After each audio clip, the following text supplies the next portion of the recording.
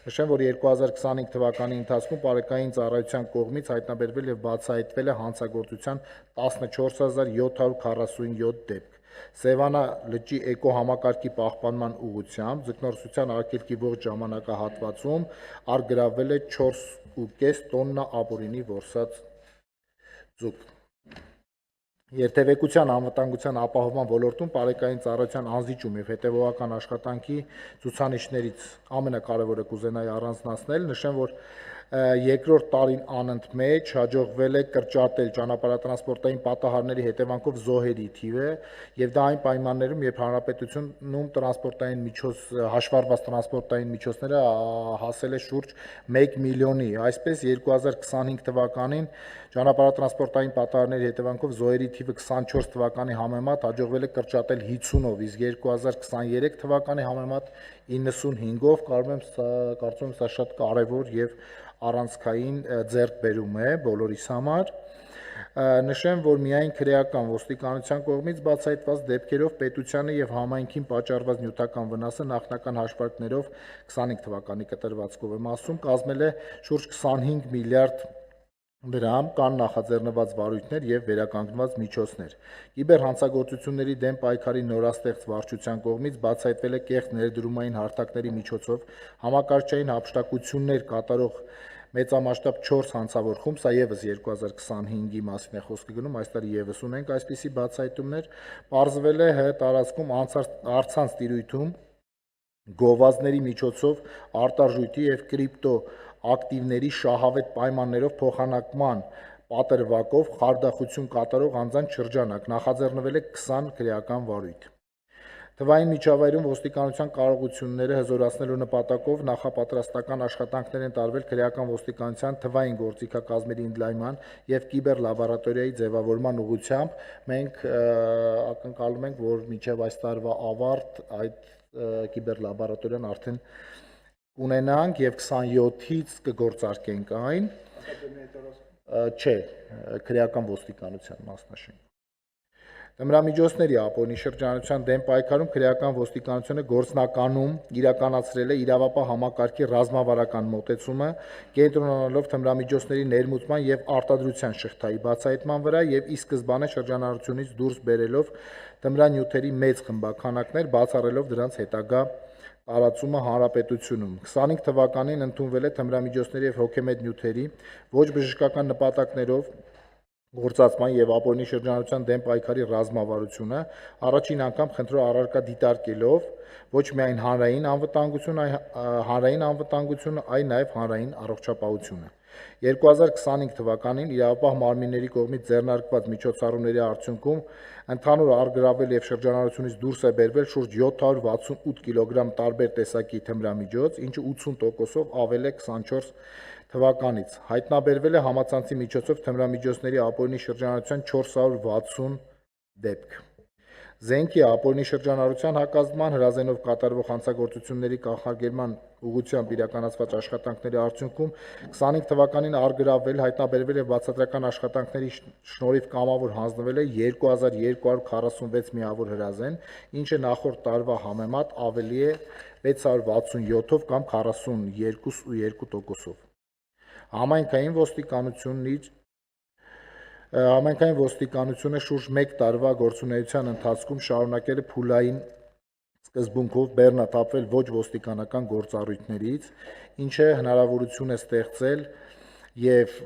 բաց ազատ դաշտ ստեղծել համայնքի հետ տարվող աշխատանքների համար։ Ձերբակալվածների իրավունքների երաշխավորման նպատակով ներդրվել է խոշտանգման կամ վատ վերաբերմունքի այլ ձևերի արձանագրման հստակ մեխանիզմ համաձայն միջազգային ստանդարտների։ Օպտիմալացվել են ձերբակալվածներին պահելու վայրերը դրանք կրճատելով 30%-ով։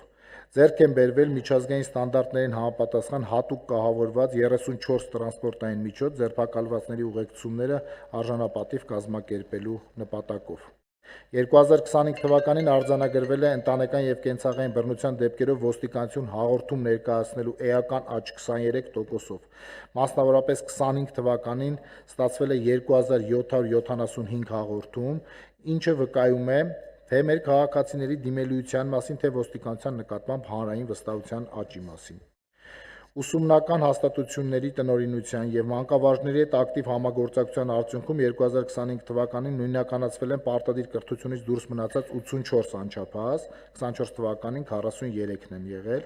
Ոստիկանության կողմից հայտնաբերվել են նաեւ պարտադիր կրթությունից դուրս չմնացած, սակայն ռիսկային գոտում գտնվող 310 անչափահաս եւ ուղղորդվել են համապատասխան մարմիններ։ Ուսումնական հաստատություններում կատարված իրավախախտումների վերաբերյալ ներքին գործերի նախարարության կողմից 25 թվականի ընթացքում կրթության, գիտության, մշակույթի եւ սպորտի նախարարություն է ուղարկվել 9 միջնորդություն։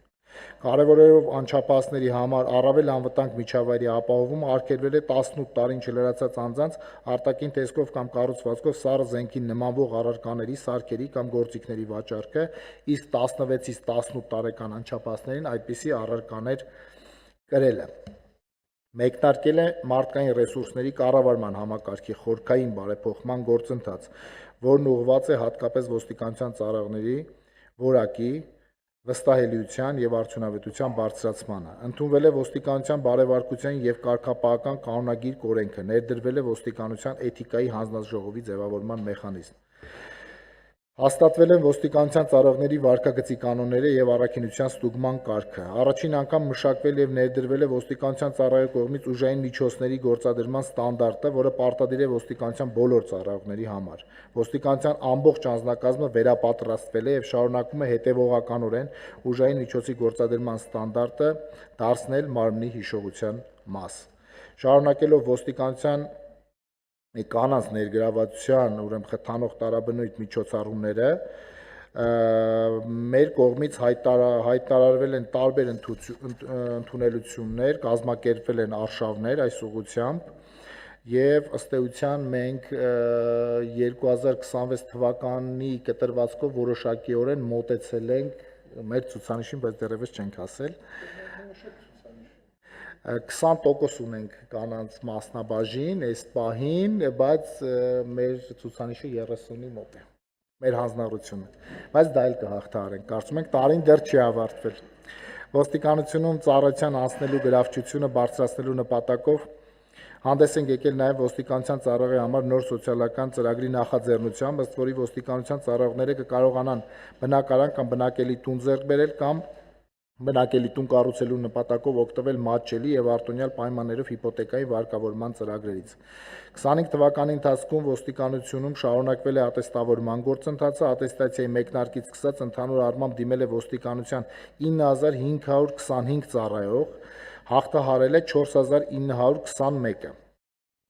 Այս մասով մի փոքր օրինակ նշեմ, եթե նախկինում քրեական ոստիկանը ստանում էր 285,000 շուրջ աշխատավարձ, գերազանց ատեստավորման դեպքում վերջինիս աշխատավարձը կազմել է 585,000 դրամ։ Հատկանշական է, որ միջազգային հանրապետական ինստիտուտի IRI նախաձեռնությամբ կատարված հանրային կարծիքի ուսումնասիրությամբ Հայաստանի առկա բնակչություն հետազոտության արդյունքներով ոստիկանության նկատմամբ հանրային վստահության մակարդակը կրկին բարձրացել է 61-ից հասնելով 68%-ի։ Հետազոտության տվյալների համաձայն 26 թվականի մայիսի դրությամբ հարցմանը մասնակցած անձանց 68%-ը նշել է, որ լիովին կամ հիմնականում գոհ է ներքին գործերի նախարարության աշխատանքից։ Նվազել է ոստիկանությունից դժգոհ քաղաքացիների թիվը, հասնելով 28%-ի։